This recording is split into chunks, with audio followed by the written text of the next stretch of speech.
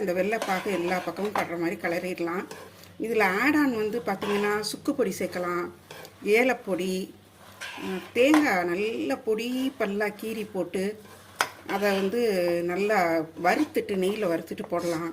பொரிகடலை நல்லா கொஞ்சம் நல்லா ஃப்ரை பண்ணி போடலாம்.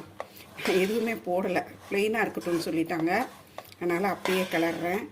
இது இப்படியே நல்லா எல்லா இதுலேயும் படுற மாதிரி இது பண்ணிட்டு அடுப்புலேருந்து இறக்கி வச்சு உருண்டையாக பிடிக்க வேண்டியது தான். நல்லா கிளறிட்டேன். பார்த்தீங்களா, செய்கிறது ரொம்ப சுலபம். இந்த பொரி வாங்கிட்டு இது ஆக்சுவலாக இது நெல் பொரி. இது வந்து எங்களுக்கு புடைக்கிறதுக்கு இங்கே சொலகு முரமெல்லாம் இல்லாததுனால ஒரு பெரிய இதில் பேப்பரில் கொட்டி நல்லா பரத்தி விட்டு அதிலிருந்து உண்ணியெல்லாம் புறக்கியே எடுத்துட்டோம். அது வந்து பொரி திருத்துறதுன்னு சொல்லுவோம். இதை வந்து பொரி உருண்டைன்னு சொல்கிறத விட பொரி திருத்துறதுன்னு சொல்லுவாங்க.